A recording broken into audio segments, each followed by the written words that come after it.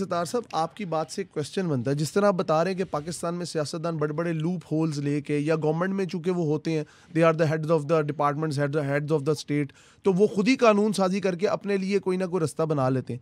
लेकिन इस बारे में मैं ज़रा, इस वक्त जो एक जमात के बानी है वो पाबंद सलासल है, इमरान खान नाम लो यार, ये क्या एक जमात है उसके बानी हैं वो इस वक्त पाबंद सलासल। इसी तरह कह दे कि भाई जैसे आसिफ अली जरदारी है जी, उसकी प्रॉपर्टीज हैं या उससे रिलेटेड प्रॉपर्टीज हैं, जैसे मियां नवाज शरीफ हैं उनसे रिलेटेड उसका बेटा है, उनकी प्रॉपर्टी है, या उनकी जमात के लोग हैं उनकी प्रॉपर्टी है। ऐसे ही इसी तरह इमरान खान है जिनसे रिलेटेड लोगों की प्रॉपर्टीज हैं दुबई में, इनमें कोई फ़र्क नहीं है। इन कामों के मामले में नवाज शरीफ, जरदारी और इमरान खान में किसी किस्म का कोई फ़र्क नहीं है। आपका कहने का मकसद सब ये तीनों करप्ट प्रैक्टिसेस में रहते हैं, ये तीनों की हुकूमतों में करप्ट प्रैक्टिसेस रही हैं। दावा तो उनका ये है कि मेरे से ज़्यादा यार उसका दावा है ना, उसके पास एक मंत्र है, जंतर है, पता नहीं वो ऐसे करता है, या वो जो घर में बैठी होती थी बुशरा, वो कोई मुबश्शिर कुमार हमारा दोस्त है वो अपना वीलॉग करता था तो मुबश्शिर कुमार कहता थी 19 किलो मिर्चा इंजन करके कुछ कर दी। मैं मुबश्शिर कुमार नूं क्या, मैं कि यार 19 किलो मिर्चें जो बुशरा कुछ करती है अंदर, अगर उसका असर हम पे भी होया था, मेरे पे और तुम पे भी होया था, कहता हाँ फिर तेरी मेरी मत उंज वज जाती जिवें पीटीआई के सपोर्टर की वजी है। सही बात कि उनको उसके अलावा कुछ नजर नहीं आता। नहीं, आप देखें मेरी बात सुने, आपको क्या लगता है कि खान साहब के, अगर ठीक है ये बुशरा बीबी जो भी है कि उनकी निजी लाइफ है, लेकिन आपने अगर देखें तो अगर कहते हैं दुबई में अपेरेंटली एहसन जमील गुज्जर साहब की जो वाइफ है और जो दोस्त यार फराह गोगी को, यार फिर एहसन जमील गुज्जर साहब की वाइफ है, वो छम्मे जैसा बंदा फिर मुझसे इतराज करेगा यार ये बुढ़ी कौन सी। छम्मा बाद में शो खत्म होने के बाद मुझसे पूछता है ये जो जिक्र हो रहा है वो क्यों नहीं पूरा जिक्र फराह गोगी। अब फराह गोगी का नाम आया, फराह गोगी को अब ये इमरान खान से या बुशरा से पूछा जाए, मैंने दसो हुकूमत ਤੁਹਾਡੀ वोट ऑफ नो कॉन्फिडेंस हो चुका है। बिल्कुल ਤੁਹਾਨੂੰ ਦੋਨਾਂ ਨੂੰ ਪਤਾ ਹੈ ਕਿ वोट ऑफ नो कॉन्फिडेंस कामयाब हो जाएगा, ਸਾਡੀ हुकूमत धड़म गई और लेजिटिमेट गई। ਤੁਸੀਂ फराह गोगी ਨੂੰ ਬਾਹਰ क्यों कढ़ाया? पॉइंट है यार कि किसी और को नहीं, फराह गोगी ने फटाफट क्या कि यार इसको तो आप जा सकती, आप जा सकती।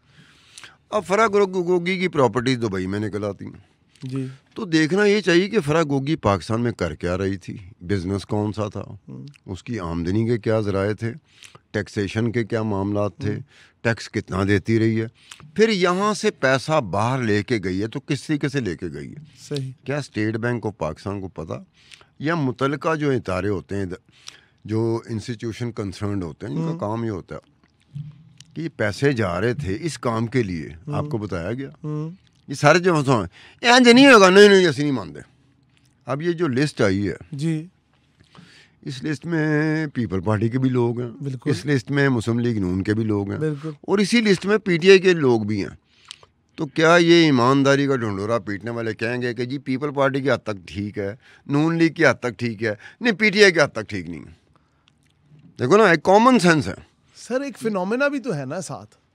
फिनोमेना ये नहीं कहता कि आप बेईमान को कह दो कि ईमानदार है, बेईमानी के बावजूद कहो कि ईमानदार है। फिनोमेना ऐसे नहीं कहते। वो एक मेरा जो मानना है इमरान खान के सपोर्टर की आंखों पे कि इमरानी पट्टी बंधी हुई। और यार इसका देखो, वो ईमानी है या इमरानी है, ये बात जब इमरान खान खुद इस मुल्क का वजीर आजम था, दुबई प्रॉपर्टी के हवाले से चीज़ें लीक हुई थी, ठीक है, और सबसे बड़ा नाम जो उस वक्त सबसे बड़ा नाम था वो खुद उस वक्त के वजीर आजम इमरान खान की जो बहन है अलीमा खान, इसका नाम आ गया था कि इसकी दुबई में और बाहर अमेरिका में प्रॉपर्टीज़ हैं। ठीक है। अब चूंकि इमरान खान खुद वजीर आजम है जो 24 घंटे ढंढोरा पीटता है कि जी मैं करप्शन को इस मुल्क से जड़ से उखेड़ दूंगा, मैं ये करूँगा, मैं इकलौता ईमानदार हूँ, जो कितने सैकड़ों साल बाद एक ही इकलौता ईमानदार इस दुनिया में पैदा हुआ जिसका नाम इमरान खान था। वो तो ऐसे कर रहे होते, पीटीआई वाले भी यही कह रहे होते। लेकिन देखिए, अच्छा, ये अलीमा खान जब प्रॉपर्टीज की पकड़ी जाती है तो अलीमा खान को फाइन होता है, सीबीआर थी उस वक्त, एफबीआर उस वक्त सेंट्रल ब्यूरो ऑफ रेवेन्यू थी, ठीक, इन्होंने फाइन किया था। अलीमा खान ने माना था कि मैंने ये जो पैसा बाहर भेज के प्रॉपर्टी ली है मैंने पाकिस्तानी हुकूमत को नहीं बताया। एक्सेप्ट कर लिया अपना, एक्सेप्ट कर लिया।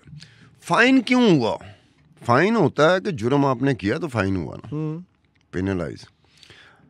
अब ये तो ऑब्वियस बात है कि अगर इमरान खान वज़ीर आज़म ना होता, कोई और वज़ीर आज़म होता, मुखालिफ सियासी जमात का वज़ीर आज़म होता, तो अलीमा ने अंदर होना था। बिल्कुल ऐसे ही। ठीक है, क्या किसी ने अलीमा को पूछा उसके बाद? क्या किसी ने इमरान खान को किसी ने पूछा कि जनाब आप इतना शोर मचाते हैं कि हुक्मरान जो है ना, इनके बच्चे, इनकी फैमिली इस मुल्क से बाहर प्रॉपर्टी रखती हैं, तो आपकी अपनी ज़ाती सगी बहन अलीमा खान ने भी प्रॉपर्टी रखी हुई है घर के फर्द में। अब उस पर सबकी आंखें बंद हो जाती, असी सुनिया ही नहीं, असी सुनिया ही नहीं, असी सुनिया है ही नहीं, है ही नहीं। अच्छा हैगी तो उन्होंने हक है तो उसका हक है, मुखालिफ किसी का हक नहीं है। अब ये देखो अगर अलीमा खान की जायज़ ज़राए से आमदनी होती तो हुकूमत पाकिस्तान को या स्टेट बैंक ऑफ पाकिस्तान को बताने में क्या मुज़ायका था? मुज़ायका तो कोई भी नहीं। क्यों छुपाया? अगर आप लेजिटिमेट है तो कोई मसला नहीं। लेजिटिमेट हैं कि कहो कि ये मेरी है बिजनेस, इससे मैंने ये पैसे कमाए, करोड़ों रुपए की आमदनी हुई, बिल्कुल, और करोड़ों रुपए की प्रॉपर्टी मैंने खरीदी अमेरिका में या दुबई में, ख़ास तौर पे दुबई में मैंने इस वजह से ख़रीदी कि वहाँ इम्कानात बेहतर हैं प्रॉपर्टी के पाकिस्तान की निस्बत। ठीक, पाकिस्तान में हो सकता है आज मेरा भाई वज़ीर आज़म है, कल हो सकता है ना हो। जब मेरा भाई वज़ीर आज़म नहीं होगा तो फिर ढूंढ रहे होंगे ना मेरी प्रॉपर्टीज़ को, तो बाहर तक जाना इनके लिए ज़रा मुश्किल होगा, इसलिए मैंने प्रॉपर्टी बाहर ली है। ठीक, लेकिन ज़राए मेरे आमदनी जायज़ थे। मेरा सर एक और क्वेश्चन है, इन्हीं के दौर के हमारे साबिक जो रहे हैं बाजवा साहब, उनके बेटे साद सदीक बाजवा का भी नाम आ रहा है कि उनकी भी प्रॉपर्टी थी। ये आपको क्या लगता है कि पीटीआई के दौर में ऐसा क्या हुआ? यार जनरल कमर जावेद बाजवा और इमरान खान ये दोनों क्राइम पार्टनर थे, क्योंकि इमरान खान हुकूमत में डेस्परेट था, मैंने आना है, उन्होंने कहा ना अरसा हो गया मैं धक्के खा रहा, 97 में पहला इलेक्शन लड़िया सी, मैनू एक सीट भी नहीं मिली सी, मैं भी हार गया सा। 2002 में बड़ी मुश्किल से एक सीट मिली, जनरल परवेज मुशर्रफ के तरले की है कि उनके भी हैं, उनके भी हैं, उस तरफ भी आते हैं। ठीक है, उसके बाद 2008 की इनसे को पूछे कि 2008 के इंतखाबात का आपने बाइकाट क्यों किया था? आप तो किसी खाते किसी गिनती में नहीं थी। बिल्कुल, उस वक्त तो मुस्लिम लीग नून ने, नवाज शरीफ ने बेनज़ीर भुट्टो की शहादत के बाद ये कहा था कि मैं इलेक्शन नहीं लड़ रहा। फिर जरदारी ने जाके मनवाया था, मिन्नतें की थी आसिफ अली जरदारी ने कि इलेक्शन लड़ना ज़रूरी है। फिर मियाँ नवाज शरीफ माना था। इमरान खान तो किसी खाते में नहीं था। वो इमरान खान ने देख लिया था कि जब तक फौज मैनू कहानी ना पाएगी मैं नहीं इक़्तिदार में आ सकता, मुझे पता चल गया था।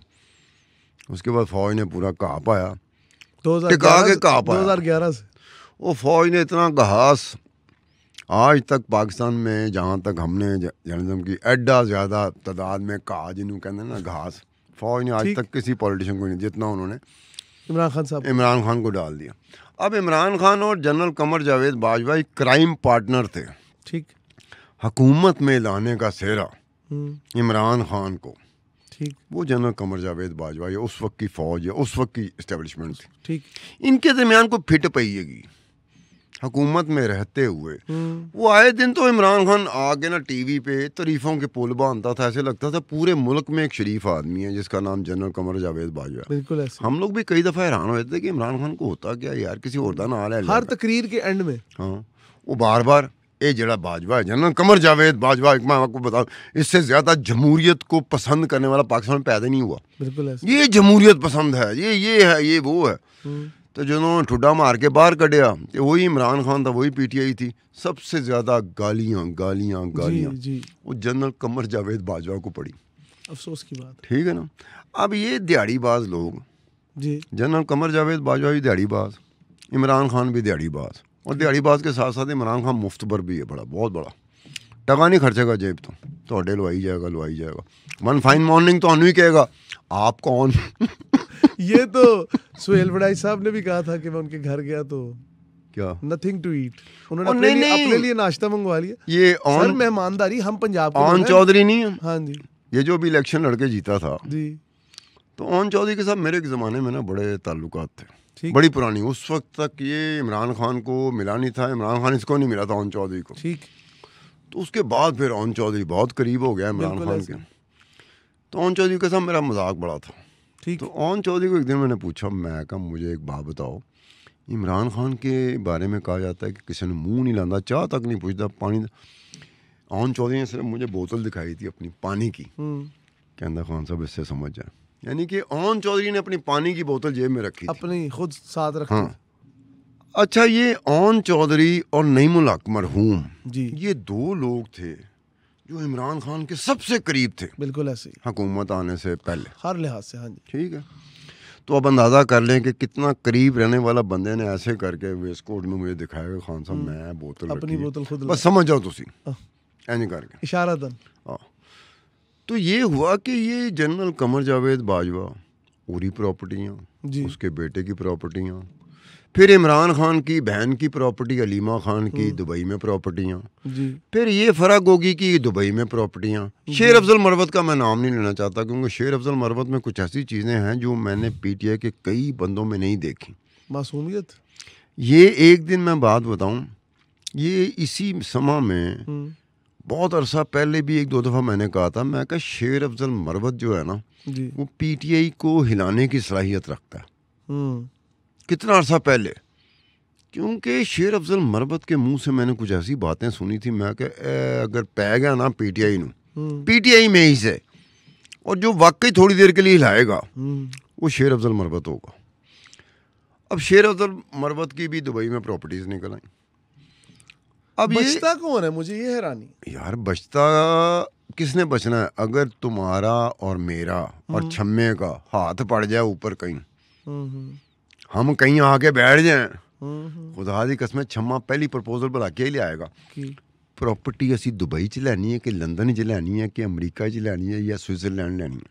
ठीक हो गया। और तुम मैं भला क्या सोच रहे होंगे, आहो यार बताओ किधर प्रॉपर्टी लेने, क्योंकि हमारा असर सूख बन चुका होगा, हम इक़्तिदार में आ चुके होंगे। फिर इक़्तिदार में आने के बाद, असर सूख बनने के बाद ये 2 4 5 चीज़ें होती हैं जो पहली कंसिडरेशन में आती हैं। तो ये 25 करोड़ के मुल्क के अंदर क्या सिर्फ ये 27,000 लोगों का मुल्क है? यार वो है तो उनका इसलिए है कि जो 25 करोड़ की तुम बात करते हो, 25 करोड़ ही है पाकिस्तान की आबादी एक अंदाजे के मुताबिक, चाहे 25 करोड़ होगी, 24 वरना 24 करोड़ होगी, 24-25 करोड़ के दरमियान है। ठीक। ये इन्हीं लोगों की वजह से वो 27,000 जो है ना पावरफुल है, इन्हीं 24-25 करोड़ की वजह से। वजह क्या है? तो आज तक हम आज़ाद तो ना हुए। फिर ये करते क्या है? तरीका वारदात। एक ने अलिफ को समझा हुआ है, बस अलिफ है तो पाकिस्तान है। ठीक। दूसरे ने बे को पकड़ा हुआ है, बे है तो पाकिस्तान है। तीसरे ने जीम को पकड़ा हुआ है, किसी ने लाम को पकड़ा हुआ है, किसी ने नून को पकड़ा हुआ है, किसी ने शीन को पकड़ा हुआ है, किसी ने हे को पकड़ा हुआ है। अब ये अगर ये ना करें, अब अगर ये 24 से 25 करोड़ या 12 करोड़ जो वोटर है आपका, ये 2024 में 12 करोड़ वोटर था पाकिस्तान, बिल्कुल। ये 12 करोड़ वोटर अगर थोड़ी देर के लिए ऐसे दिमाग को कंगाले कि यार हमारी किस्मत में यही रह गए, नवाज शरीफ, जरदारी और इमरान खान ही रह गए, तो यकीन करें कि ये नवाज शरीफ, जरदारी और इमरान खान ये काउंसलर का इलेक्शन नहीं जीत सकते।